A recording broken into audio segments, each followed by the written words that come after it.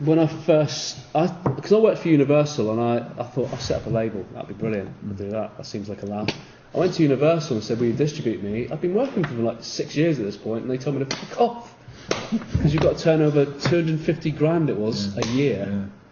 So what I did was think, well, okay. Well, I went back to them a couple of months later and said, if I can get a load more labels together of the same sort of size and a load of other smaller bands and stuff and do it that way, and they just went, just go and do it. And like 10 years later, we're still doing it. So they support me from the start. But getting a distributor was really hard to start with because you need to kind of do an interview with them these days, don't you? And kind of prove that you're going to have a certain amount of turnover and all this sort of stuff.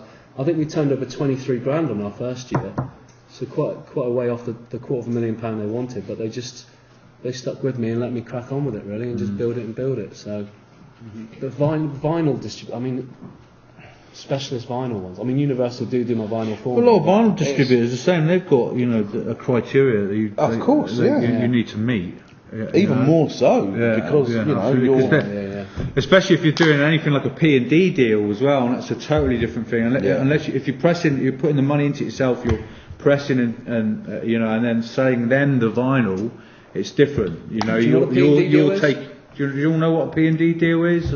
Oh, okay, right. Okay, well, press and distribution it stands for, which is where you're giving them the music. You're setting up with your label. It's deemed as your own label, but they're putting the financial, the money into it. They're taking the chance on it. They're taking the chance, and they're taking a bigger cut as well. I do with some of my labels where they'll come to me and I'll pay for the release, even some of the promo and stuff like that. I mean, and then recoup it out of the sales at the end. And if we don't recoup and they owe me money, they usually just disappear, and I'll never see the fuckers again. Or they take it on to the next release. And then sometimes the artist doesn't get paid, because of that. Talking about not getting paid, I was going to say, be wary of P&D deals. It's not that they're a bad thing, but it's incredibly easy because you're not actually monitoring your sales. You don't know how many have been pressed for a start, so they could be saying to you, we've pressed 500 when they've pressed 5,000. They could tell you. They could turn around and say we've sold. Some notes on this. They could turn around and say you've sold 2,000 copies when you've sold 10,000 copies, and you've got no way of knowing because it hasn't passed through your hands. I suppose it's the same digitally as well, though. You have to trust that the accounting system and the digital stores is doing it, but it's kind of a unwritten, unspoken rule that P&D deals they slice a bit off the top. It's dangerous. Definitely do. It's a bit iffy. I'd say it's safe to say, exactly, just backing up what Grant's saying there, that we've all been stitched by a P&D deal, and there's loads of my vinyl still somewhere. I don't know where the hell in my loft, but they're in the factory somewhere. And on the other end of it, I've been stitched by bands who owed me money and then did a runner. So I've broken my pen. Right, I want to bring it back to more the digital side of things. Okay, so with the digital market being the lion's share now, obviously the vinyl being a really wicked, different, income revenue that is possible, but you need a little bit of clout and a little bit of financial backing to get yourself going with this. With the digital market, how do we really stand out and get a distribution deal? How do you go about that? I mean, how would someone get a distribution deal with you? Well, as I said, for digital, it's just a matter of giving me an email and going, can you distribute this? And I'll go, yeah, all right. It's as easy as that. It is as easy as that. Yeah. There's so many digital distributors and aggregators. They're called aggregators as well because they deal with you and they're a middleman between you and the digital retailer. Just quickly, do you all know what an aggregator is?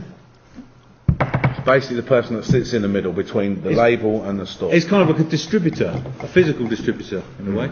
Yeah. They're a digital distributor. So basically, you upload your digital content to the aggregator, they upload it to the store, and then they get accounted to back from the store and then account to you after they've taken there.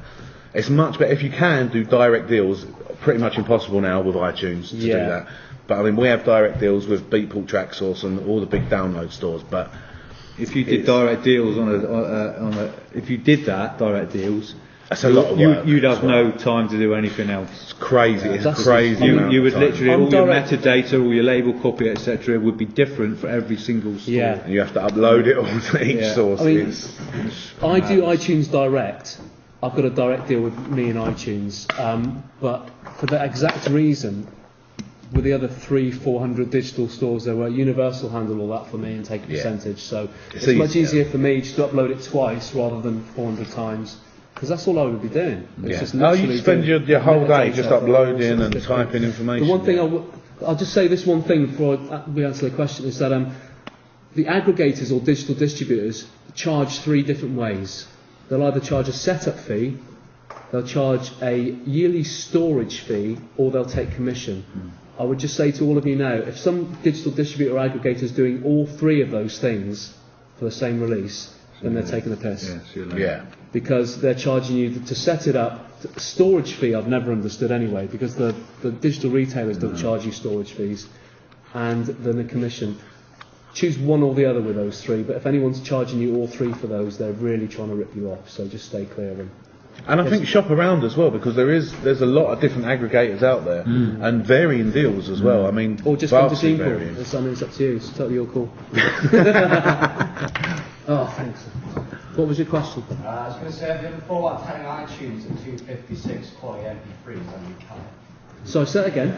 iTunes only deal with 256 kilobytes per second on their MP3s. And they're variable as well, aren't they? They're not even. To be honest. That is rubbish. It is totally rubbish. They've got that iTunes the high quality stuff, haven't they? But I've never kind of downloaded any of it, so I'm not sure. Well, I was saying to Si earlier, I don't buy any. The only music I buy on iTunes is when I'm looking for old soul or funk tracks that I can't find on vinyl, or I just want a digital copy. That's the only time I go to iTunes. I don't buy any current music on iTunes because of the bitrate, because it's rubbish. I mean, if you're a music lover, then don't be buying 256 variable bitrate. It shouldn't be really. If you're a real music lover, you should be wanting the WAV file. That's it. That's why a lot of smaller. 320 is like the minimum. Absolutely. You shouldn't be playing anything below that. We do upload WAVs to the digital stores, and then they kind of compress them down to the MP3s as a standard for their particular store. But then again, a lot of smaller stores now, a lot of Traxsource, for instance, people do it, I think, as well now. Yeah, they do the WAVs. They offer both. You can have the WAV, or you can have. It costs you a bit more for the full Yeah. uncompressed file. Yeah, if you did want some more information on that, there is like some stuff on the Apple website, which is it's mixed for iTunes. They've got some different little tools you can do now for doing some bouncing down the M4A, which Apple really pride themselves on it being one of the best algorithms, and supersedes MP3. So there's probably some meetings going on at Apple of them championing their format, but maybe us end users don't particularly go that way. I think what will happen is hard drives get cheaper and cheaper, and storage space for the consumer gets cheaper. Then it'll all be WAV files. It won't be MP3s on iTunes. But at the moment, it's what the customers want, because they're not like you guys. They're not trained in the quality side of things. Do you know what I mean? They just want the track. When you look at where a lot of it's being played, it's not being played on stereo systems. It's being played on mobile phones and iPads and stuff. Which it doesn't matter. Yeah, and you've got limited storage on there as well. I mean, you couldn't carry around 1,000 albums in WAV format on a mobile phone, or it just wouldn't happen. I think the people who love the quality, people who still they'll go out and buy the record or the CD or get the WAVs from somewhere else. So, Simon. Well, anyway, pretty much every other website will give you the option. Yeah. 129, 320 or WAV. Yeah. And pay different prices. Yeah. I think it's coming with iTunes, but it's. Do you know what I would say? Maybe the reason why they haven't done it with iTunes to date so far was probably a bandwidth issue. I mean, they're the biggest download store on the planet. I mean, can you imagine how much data is going out of there already? I mean, imagine, like I don't know, like a 6-minute track is 70 meg, in its WAV or A format, down to 10, 12, 13 as a 320 MP3. I mean, so they're like 7 times the output of what they're doing already if they switched everything to WAV. I mean, that would probably shut the internet down. Yeah, and don't forget as well that for the first time in all of our generations, we've got a software company who's the leading music retailer. And it's all about. I find that a bit worrying as well. It is a little bit worrying, yeah. And it's all about the hardware, don't forget, because they're not going to want to have WAVs on the store when you can't fit that many onto an iPod or an iPhone or whatever like that. So, but as we progress, it'll sort of. I mean, the major labels totally fucked this up with the whole digital thing, because they allowed iTunes. They missed the boat totally. They allowed iTunes to get in there and do all this because they fought digital from the start. because they thought there was going to be so many issues with piracy and all that, which obviously there is. Well, they kind of, a lot of major labels ignored it for about 5 years. Yeah, and then they started and getting turned their back on it. They said it's not going to happen. It won't take off. Yeah. You know, and then all of a sudden it bit them in the ass. And then they started closing down Napster and trying to fight it rather than embracing the technology and kind of working with it. So Apple had the chance to just develop as the leading market, really. The thing is, I don't think it would have, without the iPod, it would have never worked anyway. If they hadn't developed the iPod, iTunes Store wouldn't have been successful. Content-wise, the major labels could still be controlling all this that they've tried to do with Spotify. So.